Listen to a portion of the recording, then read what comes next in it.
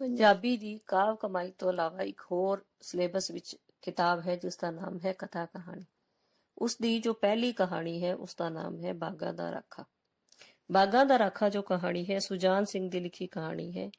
ਇੱਕ ਹਰਜਨ ਪਰਿਵਾਰ ਦੇ ਮੁੰਡੇ ਬਾਰੂ ਨਾਲ ਜੁੜੀ ਹੋਈ ਇਹ ਕਹਾਣੀ ਹੈ। ਇਸ ਦਾ ਜੋ ਮੁੱਖ ਕਰੈਕਟਰ ਹੈ ਬਾਰੂ, ਉਹ ਪਾਕਿਸਤਾਨ ਤੋਂ ਉੱਜੜ ਕੇ ਉਸਦਾ ਪਰਿਵਾਰ ਹਿੰਦੁਸਤਾਨ ਵਿੱਚ ਆਇਆ ਸੀ ਤੇ ਉਹ ਲਾਲੂ ਸ਼ਾਹ ਦੇ ਬਾਗ ਵਿੱਚ ਰਖਵਾਲੇ ਦਾ ਕੰਮ ਕਰਦਾ ਹੈ ਔਰ 16-17 ਸਾਲ ਦਾ ਉਹ ਮੁੰਡਾ ਹੈ। ਬਾਗ ਦੀ ਰਾਖੀ ਕਰਨ ਦੇ ਬਦਲੇ ਉਸਨੂੰ ਜਿਹੜਾ ਹੈ 17 ਰੁਪਏ ਮਹੀਨੇ ਦੀ ਤਨਖਾਹ ਮਿਲਦੀ ਹੈ। ਉਸਦੇ ਪਰਿਵਾਰ ਵਿੱਚ ਉਸਦਾ ਇੱਕ ਵੱਡਾ ਭਰਾ ਹੈ, ਉਸਦੀ ਇੱਕ ਮਾਂ ਹੈ, ਭਰਜਾਈ ਹੈ, ਭਰਜਾਈ ਦੇ 2 ਬੱਚੇ ਹਨ। ਬਾਰੂ ਜੋ ਹੈ ਇੱਕ ਬੜੇ ਗਰੀਬ ਪਰਿਵਾਰ ਨਾਲ ਸੰਬੰਧਿਤ ਹੈ। ਉਸਦਾ ਜਿਹੜਾ ਭਰਾ ਹੈ, ਉਸਦੇ ਪਿਤਾ ਜਦੋਂ ਪਾਕਿਸਤਾਨ ਦੇ ਵਿੱਚ ਹੀ ਉਸਦੇ ਪਿਤਾ ਦੀ ਡੈਥ ਹੋ ਗਈ ਸੀ ਔਰ ਉਸਦਾ ਭਰਾ ਜਿਹੜਾ ਹੈ ਸ਼ਹਿਰ ਵਿੱਚ ਪਾਂਡੀ ਦਾ ਕੰਮ ਕਰਦਾ ਹੈ ਔਰ ਉਹ ਕੰਮ ਕਦੀ ਉਸਨੂੰ ਮਿਲਦਾ ਹੈ ਤੇ ਕਦੀ ਨਹੀਂ ਮਿਲਦਾ। ਇੱਕ ਦਿਨ ਉਸਨੂੰ ਬੁਖਾਰ ਹੋ ਜਾਂਦਾ ਹੈ ਤੇ ਉਹ ਬੁਖਾਰ ਦੀ ਵਜ੍ਹਾ ਨਾਲ ਜਿਹੜਾ ਹੈ ਮੰਜੀ ਤੇ ਲੰਮਾ ਪੈ ਜਾਂਦਾ ਹੈ ਤੇ ਇਹਨੇ ਨੂੰ ਜਿਹੜਾ ਹੈ ਲਾਲੂ ਸ਼ਾਹ ਬਾਗ ਵਿੱਚ ਆ ਜਾਂਦਾ ਹੈ ਔਰ ਉਸਨੂੰ ਦੇਖ ਕੇ ਉਸਨੂੰ ਰਾਖੀ ਕਰਦੇ ਨਾ ਦੇਖ, ਮੰਜੀ ਤੇ ਪਏ ਦੇਖ ਉਸਨੂੰ ਗਾਲਾਂ ਕੱਢਣੀਆਂ ਸ਼ੁਰੂ ਹੋ ਜਾਂਦਾ ਹੈ। ਬਾਰੂ ਜੋ ਹੈ ਇੱਕ ਜਵਾਨ ਮੁੰਡਾ ਹੈ, ਉਹ ਗਾਲਾਂ ਬਰਦਾਸ਼ਤ ਨਹੀਂ ਕਰ ਪਾਉਂਦਾ ਔਰ ਉਸਨੂੰ ਜਿਹੜਾ ਹੈ ਗੁੱਸਾ ਆ ਜਾਂਦਾ ਹੈ। ਉਸ ਵੇਲੇ ਉੱਥੋਂ ਸ਼ਹਿਰੀ ਕਲਰਕਾਂ ਦਾ ਇੱਕ ਟੋਲਾ ਨਿਕਲ ਰਿਹਾ ਹੁੰਦਾ ਹੈ ਔਰ ਬਾਰੂ ਜੋ ਹੈ ਗੁੱਸੇ ਦੇ ਵਿੱਚ ਆਪਣਾ ਬਿਸਤਰਾ ਚੁੱਕ ਕੇ ਉੱਥੋਂ ਟੁਰ ਪੈਂਦਾ ਹੈ। ਫਿਰ ਰਸਤੇ ਵਿੱਚ ਜਦੋਂ ਜਾ ਰਿਹਾ ਹੁੰਦਾ ਹੈ ਤਾਂ ਰਸਤੇ ਦੇ ਵਿੱਚ ਇੱਕ ਸ਼ਹਿਰੀ ਕਲਰਕਾਂ ਵਿੱਚੋਂ ਇੱਕ ਅਧਖੜ ਜੋ ਉਮਰ ਦਾ ਕਲਰਕ ਹੈ ਉਸਨੂੰ ਕਹਿੰਦਾ ਹੈ ਕਿ ਕੀ ਗੱਲ, ਇਹ ਗਾਲਾਂ ਤੈਨੂੰ ਕਿਉਂ ਪੈ ਰਹੀਆਂ ਸੀ? ਤਾਂ ਉਹ ਦੱਸਦਾ ਹੈ ਕਿ ਉਸਨੂੰ ਬੁਖਾਰ ਹੋਇਆ ਸੀ ਔਰ ਬੁਖਾਰ ਹੋਣ ਕਰਕੇ ਉਹ ਮੰਜੇ ਤੇ ਲੰਮਾ ਪੈ ਗਿਆ ਸੀ, ਜਿਸ ਦੀ ਵਜ੍ਹਾ ਨਾਲ ਜਿਹੜਾ ਹੈ ਲਾਲੂ ਸ਼ਾਹ ਉਸਨੂੰ ਗਾਲਾਂ ਕੱਢ ਰਿਹਾ ਸੀ ਔਰ ਉਹ ਨੌਕਰੀ ਛੱਡ ਕੇ ਆ ਗਿਆ ਹੈ। ਤਾਂ ਜੋ ਅਧਖੜ ਉਮਰ ਦਾ ਕਲਰਕ ਹੈ ਉਸਨੂੰ ਕਹਿੰਦਾ ਹੈ ਕਿ ਜ਼ਰੂਰ ਉਸਨੂੰ ਬੁਖਾਰ ਜਿਹੜਾ ਹੈ ਜ਼ਿਆਦਾ ਲੁਕਾਠਾ ਖਾਣ ਦੀ ਵਜ੍ਹਾ ਨਾਲ ਚੜਿਆ ਹੋਣਾ ਹੈ। ਘਰ ਆ ਕੇ ਬਾਰੂ ਜਿਹੜਾ ਹੈ ਮੰਜੇ ਤੇ ਲੰਮਾ ਪੈ ਜਾਂਦਾ ਹੈ। ਉਸਦੀ ਮਾਂ ਔਰ ਭਰਜਾਈ ਜਿਹੜੀ ਹੈ ਲੋਕਾਂ ਦੇ ਘਰ ਗੋਹਾ ਕੂੜਾ ਚੱਕਣ ਦਾ ਕੰਮ ਕਰਦੀਆਂ ਨੇ। ਜਦੋਂ ਦੁਪਹਿਰ ਨੂੰ ਮੁੜਦੀਆਂ ਨੇ ਤਾਂ ਆ ਕੇ ਬਾਰੂ ਨੂੰ ਜਦੋਂ ਮੰਜੀ ਤੇ ਲੰਮਾ ਪਿਆ ਦੇਖਦੀਆਂ ਨੇ ਤਾਂ ਉਸਨੂੰ ਪੁੱਛਦੀਆਂ ਨੇ ਕਿ ਉਹ ਇਸ ਵੇਲੇ ਘਰ ਕੀ ਕਰ ਰਿਹਾ ਹੈ। ਤਾਂ ਬਾਰੂ ਉਹਨਾਂ ਨੂੰ ਦੱਸਦਾ ਹੈ ਕਿ ਲਾਲੂ ਸ਼ਾਹ ਜਿਹੜਾ ਹੈ ਉਸਨੂੰ ਬਹੁਤ ਗੰਦੀਆਂ ਗਾਲਾਂ ਕੱਢ ਰਿਹਾ ਸੀ ਤੇ ਉਹ ਨੌਕਰੀ ਛੱਡ ਕੇ ਆ ਗਿਆ ਹੈ। ਤਾਂ ਉਸਦੀ ਮਾਂ ਕਹਿੰਦੀ ਹੈ ਕਿ ਗਾਲਾਂ ਨਾਲ ਕਿਹੜਾ ਕਿਸੇ ਦੀ ਲੱਤ ਟੁੱਟ ਜਾਂਦੀ ਹੈ। ਤਾਂ ਉਸਨੂੰ ਕਹਿੰਦਾ ਹੈ ਕਿ ਮਾਂ ਉਹ ਤੈਨੂੰ ਗਾਲਾਂ ਕੱਢ ਰਿਹਾ ਸੀ। ਭਰਜਾਈ ਜਿਹੜੀ ਹੈ ਦੇਖ ਕੇ ਪਰੇਸ਼ਾਨ ਹੋ ਜਾਂਦੀ ਹੈ ਕਿਉਂਕਿ ਉਸਦੇ ਜੋ ਬੱਚਿਆਂ ਦਾ ਸਾਰਾ ਖਰਚਾ ਹੈ ਉਹ ਬਾਰੂ ਦੀ ਤਨਖਾਹ ਦੇ ਨਾਲ ਜਿਹੜਾ ਹੈ ਪੂਰਾ ਹੁੰਦਾ ਹੈ। ਤਾਂ ਇਹਨੇ ਨੂੰ ਉਸਦੀ ਮਾਂ ਉਸਨੂੰ ਕਹਿੰਦੀ ਹੈ ਕਿ ਜਾ ਕਿਸੇ ਦੇ ਘਰੋਂ ਥੋੜਾ ਜਿਹਾ ਦੁੱਧ ਲੈ ਆ, ਮੁੰਡੇ ਨੂੰ ਬੁਖਾਰ ਬਹੁਤ ਹੈ, ਇਸਨੂੰ ਦਵਾਈ ਦੇਈਏ। ਤਾਂ ਉਹ ਕਹਿੰਦੀ ਹੈ ਕਿ ਬਿਨਾਂ ਪੈਸਿਆਂ ਤੋਂ ਦਵਾਈ ਕੌਣ ਦੇਗਾ, ਬਿਨਾਂ ਪੈਸੇ ਤੋਂ ਦੁੱਧ ਕੌਣ ਦੇਗਾ। ਤਾਂ ਇਹਨੇ ਨੂੰ ਉਸਦਾ ਭਰਾ ਆ ਜਾਂਦਾ ਹੈ ਔਰ ਉਹ ਆਪਣੀ ਜੇਬ ਵਿੱਚੋਂ ਪੈਸੇ ਕੱਢ ਕੇ ਦਿੰਦਾ ਹੈ। ਉਹ ਦੁੱਧ ਲਿਆਂਦੀ ਹੈ, ਉਸਨੂੰ ਦਵਾਈ ਦੇ ਦਿੰਦੇ ਨੇ। ਰਾਤ ਨੂੰ ਜਿਹੜਾ ਹੈ ਉਸਦਾ ਭਰਾ ਬਾਗ ਦੀ ਰਾਖੀ ਕਰਨ ਚਲਾ ਜਾਂਦਾ ਹੈ। ਉਧਰੋਂ ਜਦੋਂ ਉਹ ਨੌਕਰੀ ਛੱਡ ਕੇ ਆਂਦਾ ਹੈ ਤਾਂ ਲਾਲੂ ਸ਼ਾਹ ਨੂੰ ਫਿਕਰ ਹੋ ਜਾਂਦੀ ਹੈ ਕਿ ਹੁਣ ਬਾਗ ਦੀ ਰਾਖੀ ਕੌਣ ਕਰੇਗਾ।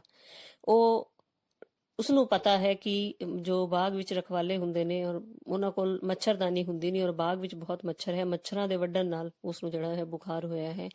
ਪਹਿਲੇ ਉਹ ਸੋਚਦਾ ਹੈ ਕਿ ਅਗਰ ਉਹ ਇੱਥੇ ਰੁਕਿਆ, ਪਰ ਉਸਨੂੰ ਜੰਗਲੀ ਜਾਨਵਰਾਂ ਦੀ ਆਵਾਜ਼ਾਂ ਉੱਥੇ ਸੁਣਾਈ ਦੇਣ ਲੱਗ ਜਾਂਦੀਆਂ ਨੇ ਤੇ ਉਸਨੂੰ ਚੋਰ ਡਾਕੂਆਂ ਦਾ ਡਰ ਵੀ ਲੱਗਦਾ ਹੈ ਤੇ ਉਹ ਸੋਚਦਾ ਹੈ ਕਿ ਇੱਥੇ ਰੁਕਣ ਵਿੱਚ ਜਿਹੜਾ ਹੈ ਉਸਨੂੰ ਬਹੁਤ ਡਰ ਲੱਗਦਾ ਹੈ ਕਿ ਉਹ ਕਿਵੇਂ ਉੱਥੇ ਰੁਕੇਗਾ ਤੇ ਉਹ ਉੱਥੋਂ ਚਲਾ ਜਾਂਦਾ ਹੈ। ਰਾਤ ਨੂੰ ਬਾਰੂ ਦਾ ਭਰਾ ਜਿਹੜਾ ਹੈ ਉੱਥੇ ਰਖਵਾਲੀ ਕਰਨ ਆ ਜਾਂਦਾ ਹੈ। ਅਗਲੇ ਦਿਨ ਜਿਹੜਾ ਹੈ ਰਾਤ ਨੂੰ ਜਦੋਂ ਬਾਰੂ ਮੰਜੇ ਤੇ ਲੰਮਾ ਪਿਆ ਹੁੰਦਾ ਹੈ ਤਾਂ ਉਹ ਉਸਦੇ ਦਿਮਾਗ ਵਿੱਚ ਬਹੁਤ ਸਾਰੀਆਂ ਗੱਲਾਂ ਚੱਲਦੀਆਂ ਨੇ। ਉਹ ਸੋਚਦਾ ਹੈ ਕਿ ਕਿਵੇਂ ਜਿਹੜਾ ਹੈ ਆਰਿਆ ਸਭਿਅਤਾ ਦੇ ਵਿੱਚ ਮਿਹਨਤ ਦੇ ਆਧਾਰ ਤੇ ਜਾਤ ਵੰਡ ਕੀਤੀ ਗਈ। ਇਸ ਦੀ ਸਭ ਤੋਂ ਦੁੱਖ ਭਰੀ ਸਥਿਤੀ ਜਿਹੜੀ ਸੀ ਸ਼ੂਦਰਾਂ ਦੀ ਰਹੀ। ਉਹਨਾਂ ਨੂੰ ਸਭ ਤੋਂ ਨੀਵਾਂ ਦਰਜਾ ਦਿੱਤਾ ਗਿਆ। ਦੇਵ ਬਾਣੀ ਸੁਣਨ ਦੇ ਦੋਸ਼ ਵਿੱਚ ਉਹਨਾਂ ਦੇ ਕੰਨਾਂ ਵਿੱਚ ਸਿੱਕੇ ਢਾਲ ਕੇ ਪਾਏ ਗਏ। ਬੇਸ਼ੱਕ ਧਰਮ ਆਗੂਆਂ ਨੇ ਜਿਹੜਾ ਸੀ ਉਹਨਾਂ ਨੂੰ ਬਰਾਬਰ ਦੱਸਿਆ ਪਰ ਉਹਨਾਂ ਦੇ ਪਰੋਕਾਰਾਂ ਨੇ ਜਿਹੜਾ ਸੀ ਉਹਨਾਂ ਨਾਲ ਵਿਤਕਰਾ ਜਾਰੀ ਰੱਖਿਆ। ਮਹਾਤਮਾ ਬੁੱਧ ਨੇ ਅਛੂਤਾਂ ਨੂੰ ਉੱਪਰ ਚੁੱਕਣ ਦੀ ਆਵਾਜ਼ ਉਠਾਈ। ਗੁਰੂ ਰਵਿਦਾਸ ਨੇ ਰਾਮ ਨਾਮ ਜਪ ਕੇ ਜਾਤ ਪਾਤ ਦਾ ਖੰਡਨ ਕੀਤਾ। ਕਬੀਰ ਜੀ ਨੇ ਬ੍ਰਾਹਮਣ ਅਤੇ ਸ਼ੂਦਰ ਦੇ ਵਿਤਕਰੇ ਦਾ ਦਲੀਲਾਂ ਨਾਲ ਵਿਰੋਧ ਕੀਤਾ। ਗੁਰੂ ਗੋਬਿੰਦ ਸਿੰਘ ਜੀ ਨੇ ਸਭ ਨੂੰ ਇੱਕ ਬਾਟੇ ਵਿੱਚ ਅੰਮ੍ਰਿਤ ਛਕਾ ਕੇ ਜਾਤ ਪਾਤ ਦਾ ਵਿਤਕਰਾ ਮੁਕਾ ਦੇਣ ਦਾ ਉਦਮ ਕੀਤਾ। ਗਾਂਧੀ ਜੀ ਨੇ ਅਛੂਤ ਹਿੰਦੂ ਹੈ ਕਹਿ ਕੇ ਹਰੀਜਨ ਬਣਾ ਦਿੱਤਾ ਤੇ ਮੰਦਰਾਂ ਦੇ ਬੂਹੇ ਉਹਨਾਂ ਵਾਸਤੇ ਖੋਲ ਦਿੱਤੇ। ਪਰ ਉਹ ਆਪਣੇ ਬਾਰੇ ਸੋਚਦਾ ਹੋਇਆ ਕਹਿੰਦਾ ਹੈ ਕਿ ਉਹਨਾਂ ਦੀ ਸਥਿਤੀ ਵਿੱਚ ਕੋਈ ਜ਼ਿਆਦਾ ਫਰਕ ਨਹੀਂ ਆਇਆ।